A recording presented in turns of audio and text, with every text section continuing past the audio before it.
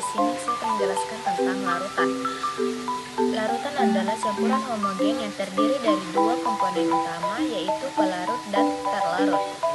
Pelarut adalah komponen yang jumlahnya lebih banyak, sedangkan zat terlarut adalah komponen yang jumlahnya lebih sedikit.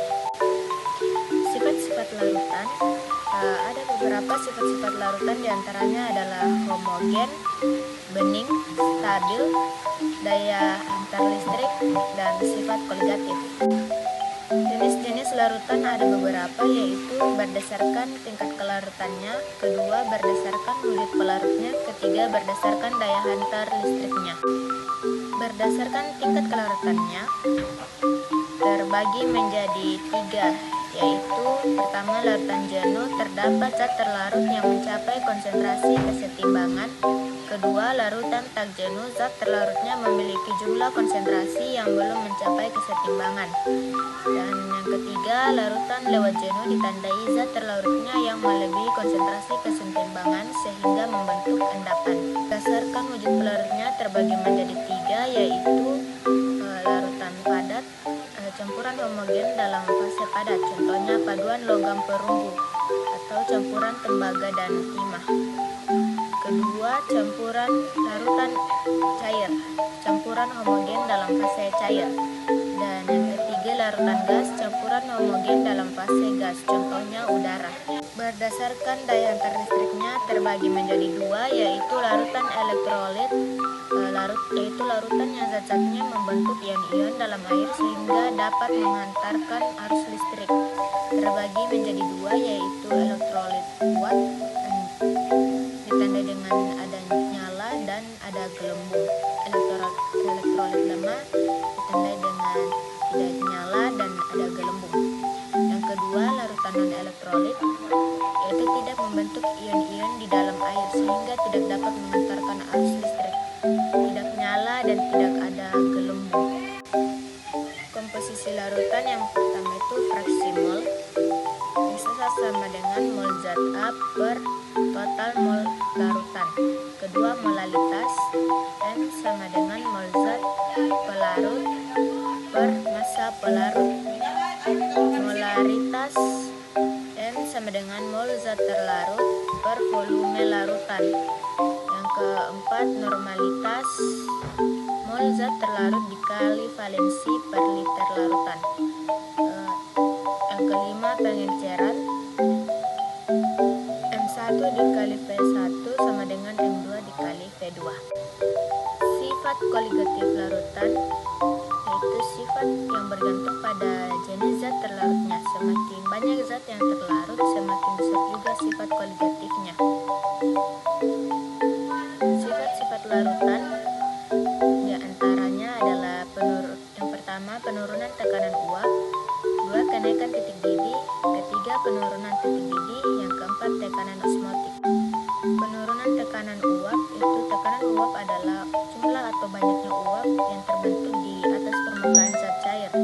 Menurut F.M. Rowe, penurunan tekanan uap berbanding lurus dengan fraksi mol zat terlarut. Delta P sama dengan P0 dikurang P.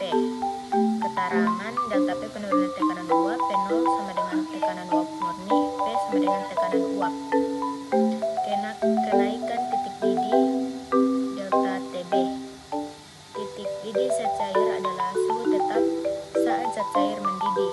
Delta TB sama dengan KB dikali M, di mana delta TB sama dengan kenaikan titik didih, KB sama dengan konstanta kenaikan titik didih, M sama dengan larutan, molalitas larutan. Ketiga, penurunan titik beku delta TF. Titik beku normal suatu zat adalah suhu ketika zat tersebut meleleh atau membeku pada tekanan 1 atm. Delta TF sama dengan KF dikali M, di mana delta TF sama dengan penurunan titik beku, KF sama dengan konstanta penurunan titik beku, M sama dengan molalitas. Yang terakhir, tekanan osmotik. Osmosis adalah proses perpindahan larutan yang memiliki konsentrasi rendah menuju larutan yang memiliki konsentrasi tinggi. Pi sama dengan M dikali R dikali T, di mana Pi sama dengan tekanan osmotik, T sama dengan suhu dalam Kelvin, M sama dengan molaritas larutan, R sama dengan konstanta gas ideal, di mana konstanta gas ideal yaitu 0,0821 LATM per K mol. Contoh soal 1, tekanan uap air murni pada suhu tertentu adalah 32 mmHg. Setelah ditambahkan zat terlarut non-elektrolit, tekanan uap larutan menjadi 30,5 mmHg. Hitunglah penurunan tekanan uap larutan tersebut. Diketahui P0 sama dengan 32 mmHg, P sama dengan 30,5 mmHg. Ditanyakan delta P. Delta P sama dengan P0 dikurang P sama dengan 32 dikurang 30,5. Jadi delta P sama dengan 1,5 mmHg. Contoh soal kedua, sebanyak 30 gram urea dilarutkan ke dalam 500 gram air. Konstanta didih air Kb sama dengan 0,512 Celsius kilogram per mol. MR urea sama dengan 60 gram per mol. Hitung kenaikan titik didih larutan tersebut. Diketahui Kb sama dengan 0,512 Celsius kilogram per mol, Gr sama dengan 30 gram, Mr sama dengan 60 gram per mol, M pelarut sama dengan 500 gram, diubah di kilogram menjadi 0,5 kilogram. Ditanya delta Tb. Pertama, kita cari konsentrasinya sama dengan Gr per Mr. Jadi 30 per 60 sama dengan 0,5 mol. Selanjutnya cari molalitas sama dengan N per massa pelarut sama dengan 0,5 per 0,5 sama dengan 1 mol per kilogram. Delta Tb sama dengan Kb dikali M sama dengan 0,512 dikali 1 sama dengan 0,512 Celsius. Contoh soal ketiga, sebanyak 10 gram glukosa dilarutkan ke dalam 200 gram air. Konstanta penurunan titik beku air Kf sama dengan 1,86 Celsius kilogram per mol. MR glukosa sama dengan 180 gram per mol. Hitung penurunan titik beku larutan tersebut. Diketahui Gr sama dengan 10 gram. Massa pelarut sama dengan 200 gram diubah ke kilogram menjadi 0,2 kilogram. Kf sama dengan 1,86 Celsius kilogram per mol, Mr sama dengan 180 gram per mol. Ditanya delta Tf.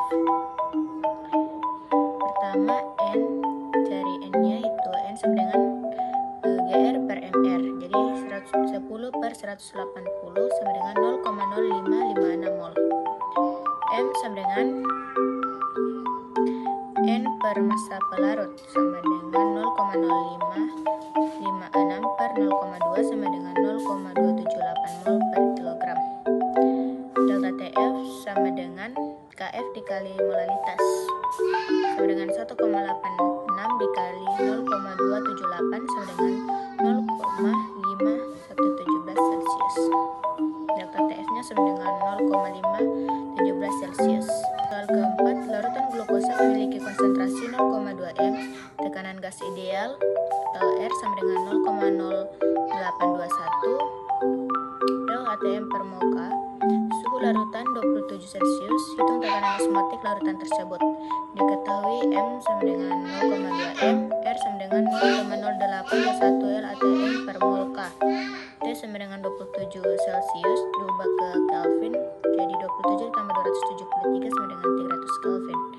Ditanya Pi sama dengan M dikali R dikali T sama dengan 0,2 dikali 0,0821 dikali 300, P sama dengan 4,926 atm. Jadi tekanan osmotiknya adalah 4,926